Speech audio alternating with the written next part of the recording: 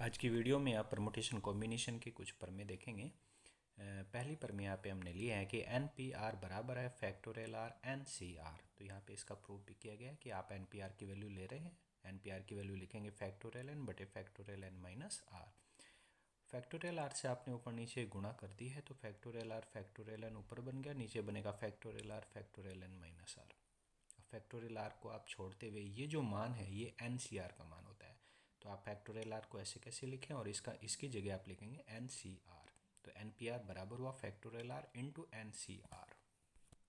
कुछ यहाँ पे इसी तरीके से आपके फिर से रिजल्ट बनाए हैं जिनको आप याद करेंगे। एन सी आर बराबर होगा N C N minus R, यानी ये दोनों रिजल्ट आपस में बराबर हैं। आप यहाँ पे आर लिखें। यदि इस वैल्यू को आप इस एन में से हम माइनस करके यहीं पे लिखेंगे तो इन दोनों में कोई भी अंतर नहीं होगा। दूसरा रिजल्ट एन सी ए बराबर एन सी बी। इसका मतलब ये है कि यदि ये ए ऊपर एन और एन इक्वल हैं, सी आप कॉम्बिनेशन ले रहे हैं, तो ए और बी के बीच का रिलेशन है तो ए और बी आपस में बराबर होंगे या एन बराबर ए प्लस बी होगा। तीसरा रिजल्ट है N C R plus N C R minus one बराबर N plus one C R, और यहाँ पे इसको प्रूव भी किया गया। एन सी आर की वैल्यू आपने ये ले लिया, ये आपने लिया N C R minus one की वैल्यू।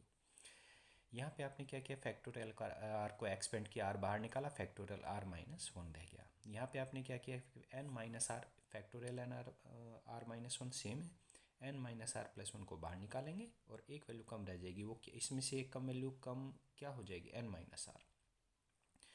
ये भी देखेंगे फैक्टोरियल एन बटे factorial R minus one factorial N minus R. ये तीनों चीज़ आप यानी ऊपर फैक्टोरियल एन कॉमन है, नीचे factorial R minus one common है, factorial N minus R common है, तो अंदर रहेगा एक बटे आर प्लस एक बटे N minus R plus one, और इसको आपने यहाँ पे एलसीएम लेकर के सिंप्लीफाई किया है। सिंप्लीफाई होने के बाद आपका था फैक्टोरियल एन ब्रैकेट में N plus one factorial R minus one N minus R plus one N minus R. तो इन दोनों की मल्टीप्लाई से आप एक वैल्यू बनाएंगे फैक्टोरियल एन प्लस वन। आप चाहें तो इसे एक्सपेंड करके देखें तो ये वैल्यू आएगी R R minus one R factorial R minus one बनेगा फैक्टोरियल आर, और ये बनेगा factorial N minus R plus one, जहाँ पे factorial N plus one factorial R हो गया, N minus R plus one को आप N plus one minus R लिख सकते हैं। तो ये आपका बन जाएगा N plus one C R, N plus one C R. आप इसे एक्सपेंड करके देखें तो यही वैल्यू आपकी आएगी। ये रिजल्ट भी आपको याद रखने हैं कि एन सी जीरो आपका वन होगा। आप चाहें तो इनकी वैल्यू को आप सोल्व करके देख सकते हैं। तो N C zero value one बनेगी, एन सी वन आपका एन बनेगा और एन सी एन आपका वन बनेगा। इनको हम डायरेक्टली यूज करेंगे कि जहाँ सी के नीचे नीचे जीरो है तो वो वैल्यू हमेशा वन रहेगी। नीचे यदि वन है तो ऊपर की जो वैल्यू एन है वही आ जाएगी। यदि ऊपर नीचे की वैल्यू सेम है तो उसकी वैल्यू हमेशा वन बनेगी। क्वेश्चन नंबर वन में एन सी आठ बराबर एन सी दो दिया है, तो एन सी दो का मान क्या होगा। तो ये रिजल्ट आपको पहले बताया कि अगर ऊपर वैल्यू सेम है तो या तो नीचे की वैल्यू दोनों ए और बी जो होंगे वही या तो ए और बी बराबर होंगे या फिर ए और बी किसका, इन दोनों का प्लस एन के इक्वल होगा। तो एन इक्वल टू हो जाएगा यहाँ पे, क्योंकि ये दोनों इक्वल तो है नहीं, तो एन की वैल्यू हो जाएगी 8 + 2 दैट इज 10। अब आप टेन सी टू की वैल्यू निकाल, एन सी टू का मान ज्ञात करना है तो एन का मान आपका 8 10 आ गया, तो एन का मान 10 रख करके आप इसका मान निकाल सकते हैं। 10 × 2 = 45। एक क्वेश्चन है आपका कि वृत्त पर स्थित आपके 21 बिंदु हैं और एक जीवा दो बिंदु से होकर जाती है, तो कुल कितनी जीवा बनेंगी। अभी आप समझ लीजिएगा कि 21 बिंदु, एक जीवा बनाने के लिए आपको 21 बिंदु से दो बिंदुओं का सिलेक्शन करना है। अब 21 बिंदु से दो बिंदुओं का सिलेक्शन करते रहेंगे, जिस प्रकार आप 21 बिंदु से दो बिंदुओं का सिलेक्शन करेंगे तो वही आपकी जीवा बनेंगी। कितनी जीवा बनेंगी, कुल जीवा हो जाएंगी 21 × 2। अगले क्वेश्चन में आप देख रहे हैं कि 5 लड़कों की संख्या दी है और 4 लड़कियों की संख्या दी है।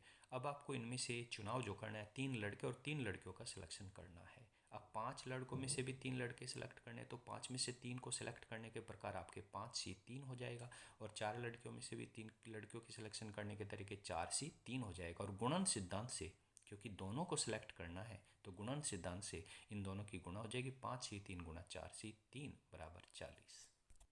एक क्वेश्चन है आपका कि 52 ताश के पत्ते आपको दिए गए, उनमें से 5 पत्ते लेकर के आपको संचय बनाना। उन 5 पत्तों में से प्रत्येक संचय में कम से कम एक इक्का जरूर रहे। तो ये हम जानते हैं कि 52 ताश के पत्तों में इक्कों की संख्या जो होती है वो 4 इक्के होते हैं। तो इक्कों की संख्या कितनी हो गई, 4, और एक इक्का आपका होना जरूरी है। संचय जो आप कर रहे हैं उसमें से एक इक्का होना जरूरी है, तो 4 इक्के टोटल हैं, तो आप जो एक इक्के का जो सिलेक्शन होगा वो केवल 4 इक्कों से ही होकर के आएगा, तो इसलिए आप कह सकते हैं 4 इक्कों से एक इक्का चुनने की विधि 4C1 हो जाएगी। इसके बाद शेष कितने पत्ते बचे हैं आपके?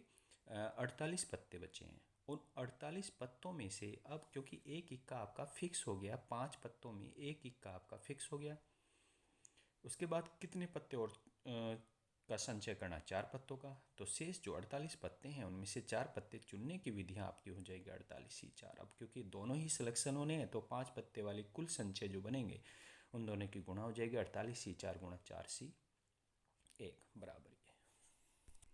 क्वेश्चन नंबर 8 इसी तरीके से आप अपने आप करें।